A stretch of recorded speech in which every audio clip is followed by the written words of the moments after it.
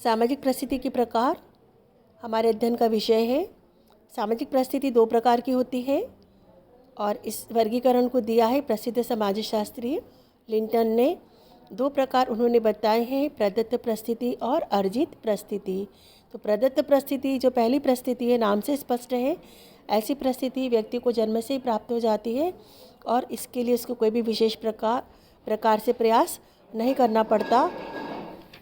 हमारी सामाजिक व्यवस्थाएं ऐसी होती है कि व्यक्ति को जिस प्रकार की परिस्थिति प्राप्त होती है उसी प्रकार की परिस्थिति के साथ व्यक्ति अपना अनुकूलन करता है और अपने व्यक्तित्व का विकास करता है और इसी परिस्थिति के आधार पर भविष्य में प्राप्त की जाने वाली परिस्थितियों की सीमाएं भी निश्चित हो जाती हैं।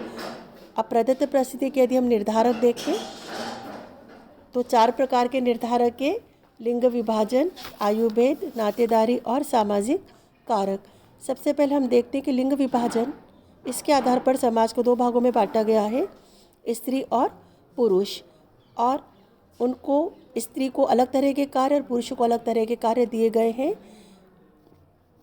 जैसे कि शारीरिक श्रम करना या फिर मानसिक, जहाँ पर ज़्यादा मानसिक कार्य की आवश्यकता होती है वह कार्य, कठिन कार्य पुरुषों को सौंपे गए हैं और स्त्रियों का कार्य क्षेत्र घर के अंदर, घर के देखभाल में निर्धारित किया गया है। वो बात अलग है कि समाज बदल रहा है तो अब ये चीज़ें भी पहले जैसी नहीं रही, फिर भी समाज में स्त्री और पुरुष 2 प्रकार के व्यक्ति को लिंग के आधार पर स्थान प्राप्त होते हैं और इस आधार पर ही कार्यों का बंटवारा भी होता है। जहाँ पर मातृ सत्तात्मक परिवार होते हैं वहाँ पर स्त्रियों की परिस्थिति ऊंची होती है और जहाँ पर पितृसत्तात्मक परिवार होते हैं वहाँ पर पिता की परिस्थिति ज़्यादा ऊंची होती है।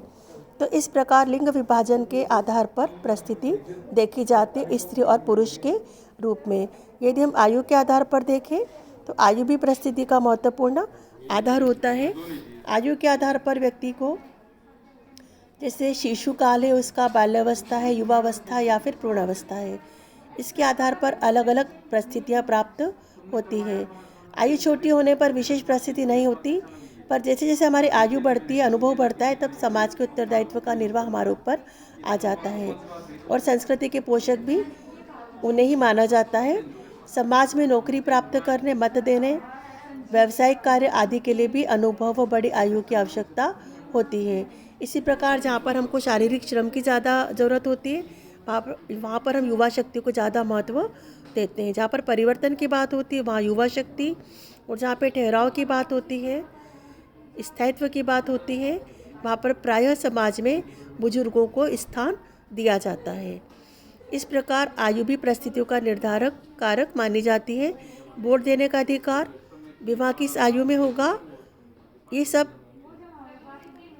हमें समाज अपने नियमों के अनुसार प्रदान करता है, इस प्रकार की स्थिति प्रदान करता है। तो इस प्रकार से हम देखते हैं कि उम्र के या फिर आयु के आधार पर समाज में व्यक्ति को अलग अलग प्रकार के स्थान दिए जाते हैं। और इसी प्रकार यदि हम देखें तो प्रदत्त परिस्थिति का एक महत्वपूर्ण आधार है नातेदारी। नातेदारी से हमको कई प्रकार के स्थान प्राप्त हो जाते हैं जन्म से ही। जैसे हम किसी के पुत्र होते हैं, भाई, चाचा, मामा आदि, हमको नातेदारी मिलती है, उसके लिए हमको प्रयास नहीं करना पड़ता।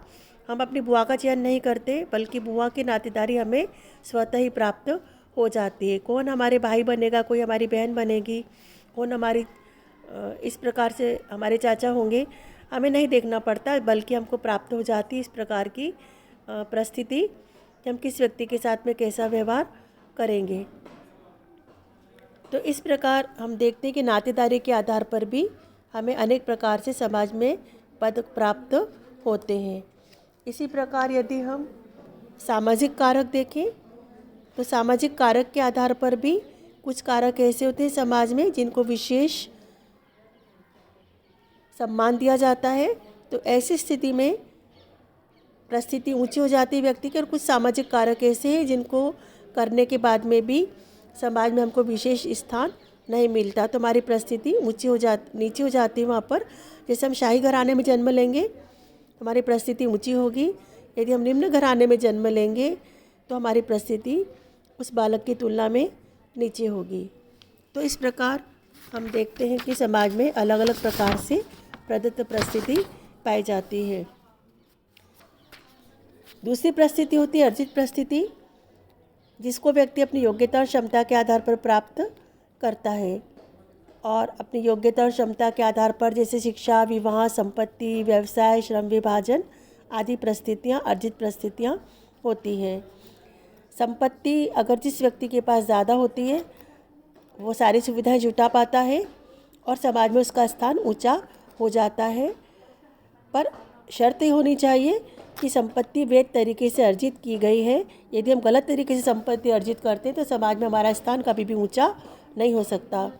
तो संपत्ति कहीं ना कहीं हमारे को अधिक सम्मान देती है यदि हमने उसको ईमानदारी से संचित किया हो। जितनी अधिक संपत्ति उतना अधिक सम्मान, ऐसा माना जाता है। इसी प्रकार व्यवसाय में यदि हम डॉक्टर है, इंजीनियर है, प्रशासनिक पद पर हैं तो हमारी स्थिति ज़्यादा ऊंची होगी बजाय किसी मजदूर, धोबी या नाइक से, क्योंकि समाज की जो व्यवस्था ऐसी है, उन्होंने इस प्रकार के पदों को ऊंचा स्थान दिया हुआ है। इसी प्रकार शिक्षा की अगर हम बात करें तो जैसे जैसे हमारी शिक्षा का स्तर बढ़ेगा वैसे वैसे सामाजिक दृष्टि से समाज में हमें अधिक सम्मान दिया जाएगा। यदि हम विशेषीकरण की बात करें तो यदि विशेष योग्यता हमारे अंदर होगी, कोई ऐसा टैलेंट होगा जिससे हम समाज में अलग स्थान बना पाते हैं, तो समाज हमारी स्थिति को ऊंचा करेगा। उसी आधार पर यदि हम अगर कोई पूंजीपति है, मालिक है, तो उसका स्थान ऊंचा होगा और यदि मजदूर है तो उसका स्थान नीचे होगा। इसी प्रकार राजनीतिक सत्ता के आधार पर देखें तो जो स्ट्रॉन्ग पॉलिटिकल पार्टी है, जहाँ पर बहुत सारे लोग होते हैं, जहाँ की विचारधारा ज़्यादा बेटर होती है, तो उसको समाज में अधिक सम्मान दिया जाता है। इसी प्रकार विवाह संबंध भी अनेक प्रकार की परिस्थिति देते हैं, जैसे पति पत्नी, माता पिता, जीजी जीजा आदि विवाह के माध्यम से हमको अनेक प्रकार की परिस्थिति प्राप्त हो जाती है। जैसे कि अभी तक हम एक कन्या थे, जब विवाह हो जाता है तो हम किसी की पत्नी भी हो जाते हैं, किसी की हम बहू भी बन जाते हैं, किसी की देवरानी, किसी की चाची। इस प्रकार से हम नए पदों को प्राप्त करते हैं। इसी प्रकार से एक लड़का भी विवाह के बाद में नए नए स्थान को प्राप्त करता है। उपलब्धियों की यदि हम बात करें तो अर्जित परिस्थिति का महत्वपूर्ण आधार है उपलब्धियाँ कुछ ऐसी होती हैं जो समाज में विशेष स्थान रखती है। जैसे हम कोई बहुत अच्छा गीत गाते हैं, अच्छा लिखते हैं, अच्छा खेलते हैं, अच्छे साहित्यकार है, संगीतकार है, तो हमारा स्थान अपने आप ही ऊंचा हो जाएगा। जैसे मदर टेरेसा है, लता मंगेशकर है, सचिन तेंदुलकर है, इन्होंने समाज में अपना एक ऊंचा स्थान बनाया है। तो अन्य लोगों का स्थान इनकी बराबरी नहीं कर पाएगा, क्योंकि उनमें वह सब योग्यता नहीं होगी। अगर वो योग्यता होगी तो ही वो उस स्थान को प्राप्त कर सकता है। तो जैसे जैसे हमारी रुचि और योग्यता है वैसे वैसे हमारी उपलब्धियां बढ़ती जाएगी और समाज में हमें सम्मान मिलता जाएगा। तो इस प्रकार अर्जित परिस्थिति के आधार हमने देखे। फिर आपको रिपीट करती हूँ। संपत्ति के आधार पर, व्यवसाय के आधार पर, शिक्षा, राजनीतिक सत्ता, श्रम विभाजन, विशेषीकरण, विवाह संबंध और समाज में प्राप्त होने वाली उपलब्धियाँ, ये सब तय करती है कि हमारी समाज में अर्जित परिस्थिति किस प्रकार से होगी।